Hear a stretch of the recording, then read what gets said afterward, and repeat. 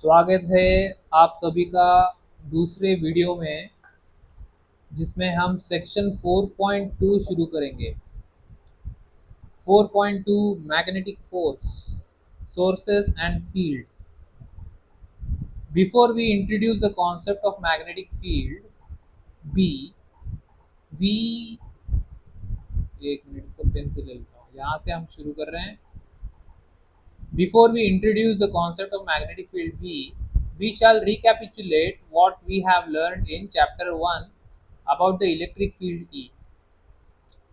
So, B के बारे में बात करेंगे हम इस चैप्टर में, मैग्नेटिक फील्ड B के बारे में, लेकिन उसके पहले इलेक्ट्रिक फील्ड के बारे में बात करेंगे। बेसिकली रिकैपिचुलेट करेंगे। रिकैपिचुलेट यानी रिकैप, रिकैप का फुल फॉर्म रिकैपिचुलेट। एक बार और इलेक्ट्रिक फील्ड को शॉर्ट में, ब्रीफ में देखते हैं। We have seen that the interaction between two charges can be considered in two stages. The charge, so between two charges, दोनों के बीच में जो इंटरैक्शन होगा वो दो स्टेजेस में होगा। यानी मान लो ये पॉजिटिव चार्ज है यहाँ पे स्पेस में, और यहाँ पे नेगेटिव चार्ज है, तो ये दोनों एक दूसरे को अट्रैक्ट करेंगे, और ये जो अट्रैक्शन होगा उसी को बोलते हैं इंटरैक्शन। इंटरैक्शन बेसिकली एक दूसरे को अफेक्ट करना। तो कैसे इंटरैक्ट कर रहे हैं, तो अट्रैक्शन है, रिपल्जन है। अगर अट्रैक्शन है तो उसका मैग्नीट्यूड कितना है, डायरेक्शन क्या है, एटसेट्रा एटसेट्रा, सब कुछ आ जाता है इसमें इंटरैक्शन में। तो इसमें लिखा है कि ये जो इंटरैक्शन है दो चार्जेस के बीच में, उसको टू स्टेजेस में हम देख सकते हैं। मतलब पहले कुछ तो होता है, बाद में कुछ तो होता है, दो चीज़ें होती है बेसिकली। द चार्ज, अभी वो दो चीज़ें क्या होती है वो लिखा है आगे। The charge Q, the source of the field, produces an electric field E, where E is equal to Q R hat 4 by epsilon naught, पूरा फॉर्मूला लिखा है और उसके आगे डिस्क्रिप्शन भी लिखा है। तो अगर अभी एक नया डायग्राम बनाता हूँ, इसके लाइन के ऊपर वाली चीज़ को इग्नोर करो, लाइन के नीचे अभी मान लो एक चार्ज है Q, ठीक है, ये चार्ज है Q। ये चार्ज की वजह से क्या होगा, सराउंडिंग स्पेस में इलेक्ट्रिक फील्ड होगा हर एक पॉइंट पे। यहाँ पे इलेक्ट्रिक फील्ड है, यहाँ पे इलेक्ट्रिक फील्ड है, यहाँ पे इलेक्ट्रिक फील्ड है, हर जगह पे कुछ ना कुछ इलेक्ट्रिक फील्ड है। तो एक कंसीडर करो, एक पॉइंट कंसीडर करो, पॉइंट P। इस पॉइंट पे कुछ तो इलेक्ट्रिक फील्ड होगा with some direction and magnitude, ठीक है। और ये इलेक्ट्रिक फील्ड किसकी वजह से निर्माण हुआ है, पॉइंट Q की वजह से। और ये इलेक्ट्रिक फील्ड को हम ऐसे लिख सकते हैं, 1/4 pi epsilon not Q upon R square और R हैट, ठीक है। वेयर, अभी देखो ये जो मैंने फॉर्मूला लिखा है इसका डिस्क्रिप्शन यहाँ पे लिखा है, और ऐसा डिस्क्रिप्शन लिखना ज़रूरी है। अगर आप एग्जाम में जब लिखोगे, फॉर्मूला लिखोगे, तब ऐसा डिस्क्रिप्शन लिखना, क्योंकि उससे अच्छा प्रभाव पड़ता है एग्जामिनर के ऊपर, और प्रेजेंटेशन के मार्क्स आपको अच्छे से मिलेंगे। तो यहाँ पे लिखना ज़रूरी कि R is the distance between the charge and point P। अब ये सब मैं लिख नहीं रहा हूँ। R is the distance between point charge and point P। बाद में R hat is a direction which is going from Q to P away, ठीक है। तो ये डायरेक्शन आपको मेंशन करना पड़ेगा। और Q is the magnitude of the charge, ये मैग्नीट्यूड ऑफ द चार्ज भी आपको मेंशन करना पड़ेगा। सो ये सारी चीज़ें लिख दी। So this is stage 1। So this is 1। तो जो इंटरैक्शन है वो दो स्टेजेस में हो रहा है, और ये है stage 1। A charge Q interacts with this field and experiences a force given by this. तो दूसरा क्या है, दूसरा ये है। अभी ये जो ये what is this, this is basically Coulomb's law. Coulomb's law. अभी दूसरा चीज क्या बोला है, दूसरा चीज ये बोला है कि इस पॉइंट P पे अगर कोई दूसरा चार्ज रख दिया जाए, छोटा चार्ज Q, इस पॉइंट पी पे। So this point will experience a force, it will experience a force F arrow, and this force is given by QE, where Q is the charge of the magnitude of the charge in question, और electric field E वो electric field है जो हमने अभी अभी लिखा। ठीक है, तो ये इलेक्ट्रिक फील्ड किसकी वजह से है? It is because of this charge. और ये फोर्स कौन एक्सपीरियंस कर रहा है? Small charge Q। So this is the second stage. ठीक है, so this is how we see the interaction between two charges. As pointed out in chapter 1, the electric field E is not just an artifact but has a physical role। Artifact का मतलब क्या होता है? ये कोई show piece नहीं है। Artefact मतलब कोई शो वाली चीज़, जैसे हम एक फ्लावर पॉट रखते हैं प्लास्टिक का, या फिर प्लास्टिक का पंछी रखते हैं, तो वो सब हो गया आर्टिफैक्ट। तो जो इलेक्ट्रिक फील्ड है वो कोई आर्टिफैक्ट नहीं है, उसका फिजिकल रोल है। और ये सेंटेंस क्यों लिखा होगा? क्योंकि देखा जाए तो ये जो इलेक्ट्रिक फील्ड है वो दिखता नहीं है, और उसका टैंजिबिलिटी नहीं है, वो आप उसको अपन टच नहीं कर सकते, उसको खाली डिटेक्ट कर सकते हैं। और वो भी कौन डिटेक्ट कर सकता है? चार्ज डिटेक्ट कर सकता है। तो इसलिए इलेक्ट्रिक फील्ड जो है वो एक मतलब डायरेक्ट चीज़ नहीं है, जैसे कि चार्ज खुद हुआ, मास हुआ, बाद में स्पीड हुआ, एट्सेट्रा। तो इलेक्ट्रिक फील्ड अगर दिखता नहीं है तो उसको लिखा क्यों है, उसको हमने डिफाइन क्यों किया है? तो उसी से रिलेटेड ये सेंटेंस लिखा है। उसको हमने डिफाइन इसलिए किया है क्योंकि वो एक फिजिकल रोल प्ले करता है, and the physical role is basically this given by this equation और this equation. It can convey energy and momentum and is not establish instantaneously but takes finite time to propagate. तो इसमें लिखा है कि it can convey energy, यानी वो electric field जो है वो एनर्जी कैरी कर सकता है एक जगह से दूसरी जगह पे, and that energy is basically electric energy. और momentum, it can convey momentum also. So convey का मतलब है एक जगह से दूसरी जगह भेजना, ट्रांसपोर्ट करना। तो मोमेंटम और एनर्जी दोनों कन्वे करता है ये electric field, and is not established instantaneously but takes finite amount of time to propagate। इसका क्या मतलब हुआ finite amount of time to propagate? मतलब क्या? यानी अगर मान लो यहाँ पे चार्ज है Q, और दूर कहीं पे तो पॉइंट P है, और इस पॉइंट P पे इलेक्ट्रिक फील्ड है EP।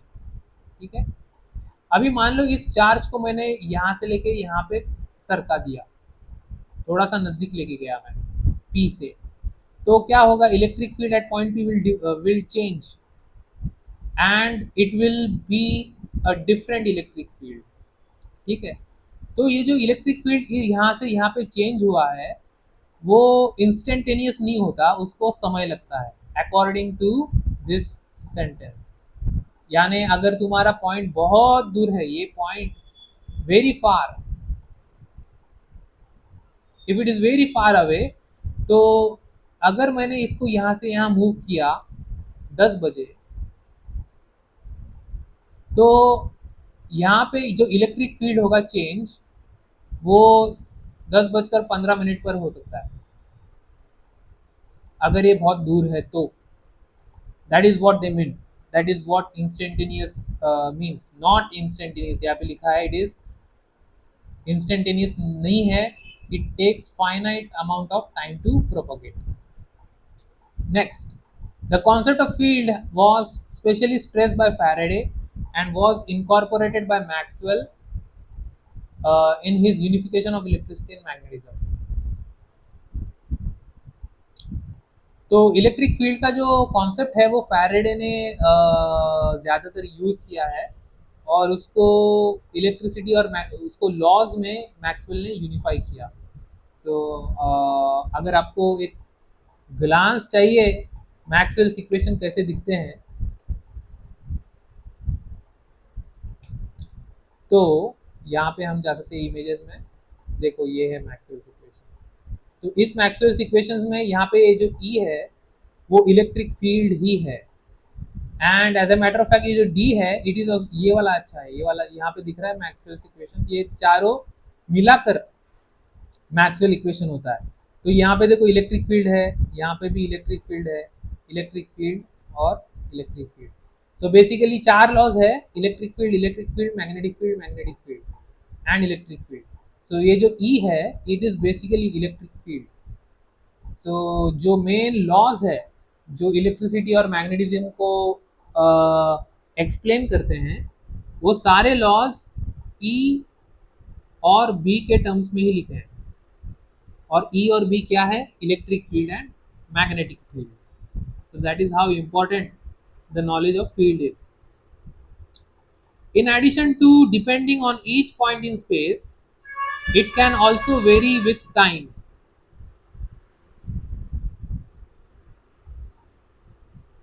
In addition to depending on each point in space, it can also vary with time, that is be a function of time. So ये जो इलेक्ट्रिक फील्ड है वो खाली चार्ज पे depend नहीं करेगा, but it may depend on time also.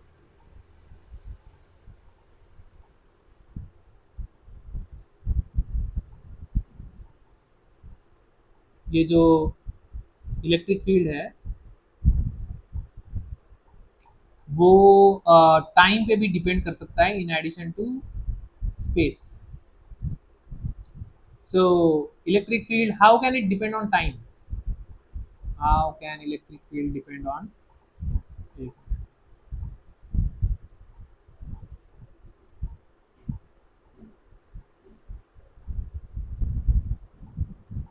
how can electric field depend on time? It may depend on time. For example अगर charge को आगे पीछे ऑक्सीलेट किया जाए, मान लो ये ए से लेके बी, ये ए और बी के बीच में चार्ज को आगे पीछे ऑक्सीलेट किया जाए, तो what will be the electric field at point P? Electric field at point P will increase and decrease with time.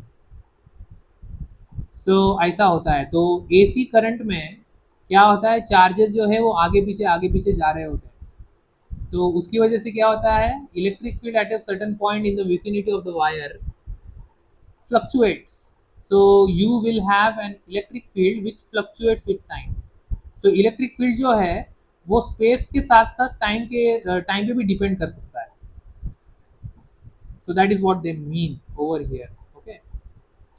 In our discussions in this chapter, we will assume that the fields do not change with time. तो अपन जो पढ़ने वाले हैं आने वाले chapters में और इस चैप्टर में उसमें जो इलेक्ट्रिक फील्ड और मैग्नेटिक फील्ड लिखा होगा वो सिर्फ स्पेस पे डिपेंड करेगा, it will not depend on time. So electric field and magnetic field will depend on space only, it will not depend on time. Time पे डिपेंड नहीं करेगा, ओनली स्पेस पे डिपेंड करेगा। सो उसी को बोलते हैं इलेक्ट्रोस्टैटिक्स। स्टैटिक यानी नॉट मूविंग, और not moving means not changing, ऐसा होता है। So the field at a particular point can be due to one or more charges. तो जो फील्ड होता है इलेक्ट्रिक फील्ड वो सिर्फ एक चार्ज की वजह से नहीं बल्कि मल्टीपल चार्जेस की वजह से भी हो सकता है। फॉर एग्जांपल यहाँ पे हमने जो इलेक्ट्रिक फील्ड के बारे में बात किया पॉइंट पी पे, जब ये चार्ज नहीं था तभी पॉइंट पी पे जो इलेक्ट्रिक फील्ड है वो इस चार्ज की वजह से निर्माण हुआ था। अभी मान लो और एक चार्ज है यहाँ पे और तीसरा चार्ज भी है यहाँ पे, तो ये तीनों चार्जेस की वजह से इस पॉइंट पी पर एक इलेक्ट्रिक फील्ड तैयार होगा, और वो इलेक्ट्रिक फील्ड जो होगा वो it will be a vector sum of all the three electric fields.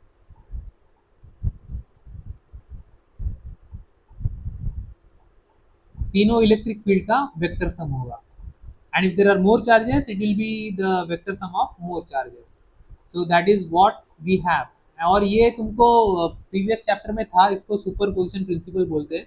You have already learn this in chapter 1, that is that this is called super principle of superposition. So this is what we have. तो अगर आप space में हो यानी if you are surrounded by a certain space, और उस space में किसी सर्टेन पॉइंट पे इलेक्ट्रिक फील्ड है ई, तो आपको जानना ज़रूरी नहीं है कि वो कौन से चार्ज की वजह से आ रहा है, उसका सोर्स क्या है.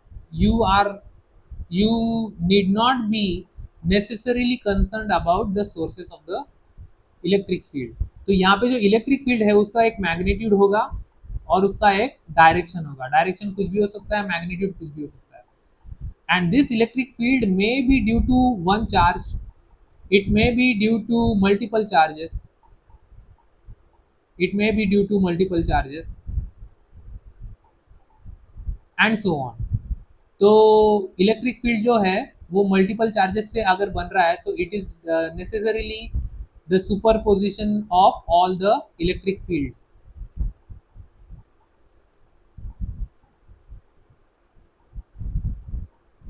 तो this electric field is this electric field, और ये सब कंपोनेंट्स हैं. Once the field is known, the force on a test charge is given by equation 4.2, which is nothing but this.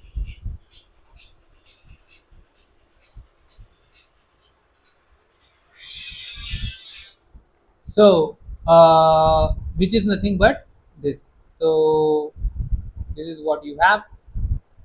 यहाँ पे अगर मैंने टेस्ट चार्ज रख दिया plus q small q, then it will experience a force which is given by F is equal to q E. ठीक है. Just as static charges produce an electric field, the currents or moving charges produce, in addition to an electric field, a magnetic field denoted by Br, again a vector field. तो जैसे static charges electric field तैयार करते हैं, moving charges magnetic field तैयार करते हैं. और जो मूविंग चार्जेस हैं वो इलेक्ट्रिक फील्ड तो तैयार करते ही हैं. In addition to electric field they create magnetic field also. लेकिन उनको मूव होना ज़रूरी है. अगर मूव नहीं हो रहे हैं तो मैग्नेटिक फील्ड तैयार नहीं होगा. और मैग्नेटिक फील्ड भी वेक्टर से ही डिनोट किया जाता है, जैसे मैंने यहाँ पे एरो बनाया है ऊपर, and it is denoted with letter B. It has several basic properties, identical to the electric field. तो जो प्रॉपर्टीज है मैग्नेटिक फील्ड के वो इलेक्ट्रिक फील्ड जैसे ही हैं. प्रॉपर्टीज आर आइडेंटिकल मतलब same to same. It is defined at each point in space. Experimentally, it is found to obey the principle of superposition. The magnetic field of several sources is the vector addition of magnetic field of each individual source. So, magnetic field जो है वो define किया गया है at every space, at every point in space, and it is defined at every point in time also. ठीक है. And it obeys the superposition principle. Experimentally, it is found that magnetic field obeys the superposition principle. So, जैसे electric field में you can have multiple sources, magnetic field में भी you can have multiple sources. For example, there may be some magnetic field at point P. It may be due to multiple bar magnets. अलग अलग दिशा में bar magnet रखा है, तो सबका जो मैग्नेटिक फील्ड है इस पॉइंट पे it will be added vectorially, और उनका एडिशन का जो रिजल्टेंट होगा vector resultant, that will be the resultant vector at point P. So this magnetic field B also follows superposition principle is what this sentence says. तो ये वाला जो section था magnetic sources of fields 4.2.1, it was fairly a recapitulation of electric field from the previous chapter, और इसमें हमने काफ़ी कुछ चीज़ें देखी हैं और समझी हैं। अगले वीडियो में हम देखेंगे मैग्नेटिक फील्ड और लॉरेंट्ज फोर्स के बारे में 4.2.2। धन्यवाद।